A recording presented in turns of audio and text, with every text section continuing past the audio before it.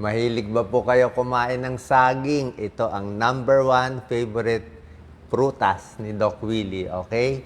Alam niyo yung saging, hindi niyo lang alam, marami siya talagang benefits. Maraming sakit na pwede niya mapagaling. Ako, lagi ako may saging. Hindi ako nawawalan ng saging. Umaga, gabi, madaling araw, saging ang hinahanap ko. Magugulat kayo sa mga benefits niya. Hindi gamot, hindi over-the-counter medicine hinahabol ko kasi gamot may side effect. Saging walang side effect, maganda. Okay? 11 benefits. Number 1, pampapayat ang saging. Okay? Pag nagutom kayo, imbis na kumain kayo ng matatamis, kakanin, pag saging, kahit papano, mabubusog ka. Pag madaling araw, ginutom ako, saging ang kakainin ko. Okay? Kasi nga, mataas siya sa fiber at nakakabusog. It makes you feel full, buo. Pag kumain ka ng mangga, hindi ka naman mabubusog. Kahit pinya, kahit pakwan, kahit grapes. Pero ang saging, mataas yung fiber niya. Maganda siya, pampabusog. Kita nyo, walang cholesterol, walang sodium, mataas sa fiber. Yan, 3.1 grams of fiber siya. May carb siya, may protein din siya. Medyo mataas sa calories, pero mabubusog ka naman . Actually, itong 105, malaking saging yan. Hindi ganitong saging natin. Anong klase? Pwede naman lahat. Lakatan, latundan, saba. Mas madali lang kainin yung lakatan, latundan. Although, ang lakatan may dagdag vitamin C. Kaya siya may yellow . Medyo may vitamin C. Ang latundan, mas walang vitamin C. Pero konti lang yan.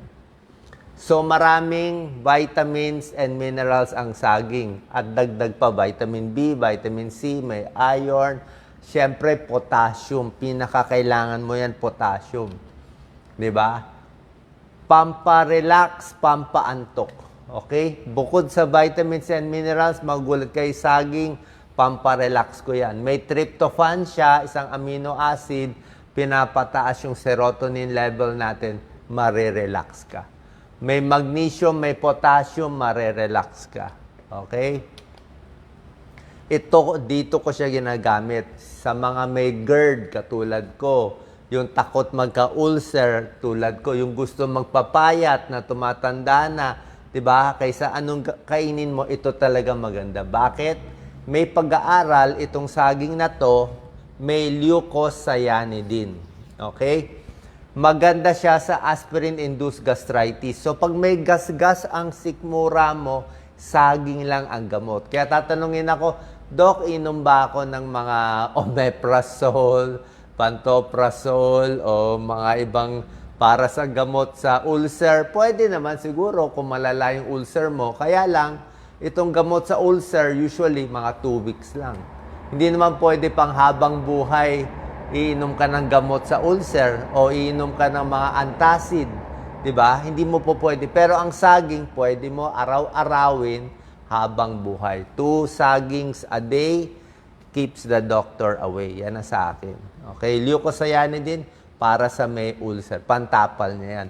Natural pa siya. 'Di ba? Busog ka pa. Lower risk of kidney cancer, may pag-aaral yan. Mataas yung antioxidant niya. May isang pag-aaral na nakakabawas din ng cancer. Kita mo, lahat ng player, lahat, tennis player, basketball player, kahit sino, bakit puro saging? Common sense, pinakamaganda ang saging. Maraming saging sa Pilipinas, huwag natin baliwalain. May ulcer, sasabihin, saging lang yan. Okay, kinakabahan, ninenervyos. Bata, ayaw pumasok sa school. Ninenervyos, bigyan mo ng saging.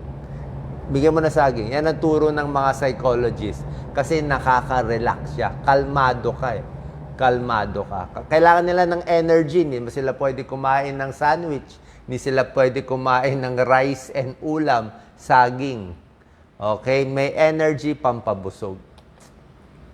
Memory, maganda rin na saging. May vitamin B. Okay. Vitamin B para sa utak. Sa balat, meron din siyang manganese. Okay, maganda rin to. Pwede rin sa balat. Kasi nga, ang dalawang saging, pag kumain kayo dalawan nito, parang uminom na kayo ng kalahating multivitamin. Kinompute ko . Dalawang saging, parang kalahating multivitamin a day na yon sa content niya. May konting iron siya. Okay? May konting iron content. Pwede rin sa dugo. Marami siyang benefits. Oh. Pero pinakamataas, vitamin C, B, at pinakagusto natin yung potassium. Yung potassium, pang-ulcer, pang-depression, para sa tiyan, para sa utak, anemic, pampapayat. Sa puso, di ba? Potassium, mataas siya sa potassium eh. Yung mga low potassium, napaparalyze, mababa ang potassium. Pinapawisan, naiinitan, nagtatae, di ba? Nagtatae, potassium kailangan mo. May high blood, kailangan mataas yung potassium na kinakain mo. Kasi galit ang high blood sa asin. Galit ang high blood sa sodium. Ito ang kontra sa sodium. Pag marami kang potassium sa saging, bababa ang sodium mo. Bababa yung manas mo. Mas maganda sa blood pressure, maganda sa puso.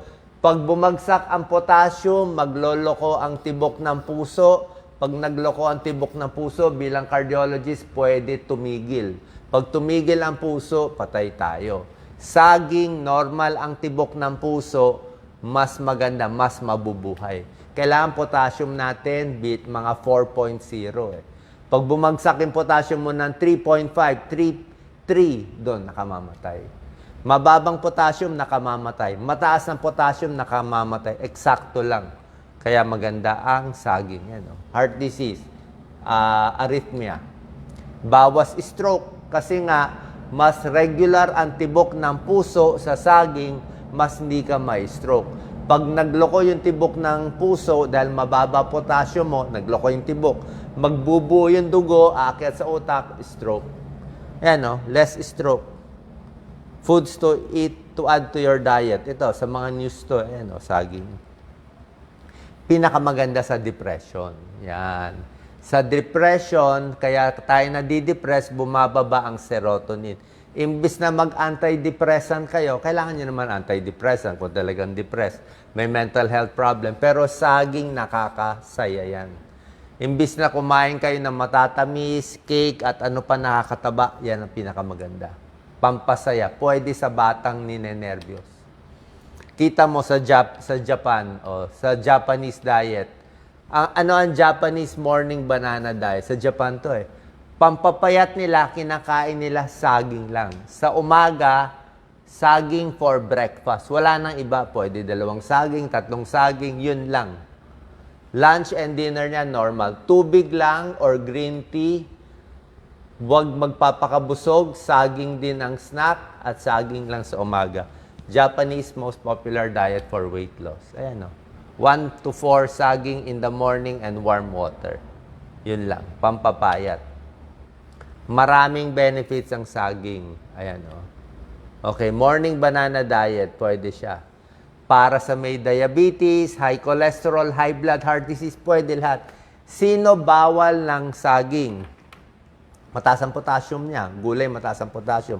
Ang bawal lang ng saging, yung may kidney failure. Pag nagdadialysis, sira na yung kidneys, ibang usapan na yan. Mataas na creatinine, hindi ka na pwede maraming potassium. Hindi lang saging bawal, lahat na may potassium. Patatas, gulay, ito, lahat hindi na po pwede. Pero birang-bira yun. So maraming saging sa Pilipinas, very healthy. Huwag natin kakalimutan. Bago kayo uminom ng maraming gamot, subukan nyo ito. Kung kayo may gamot sa high blood, tuloy nyo lang, kailangan nyo yung saging. Kayo may diabetes, may tulong din ang saging. Salamat po.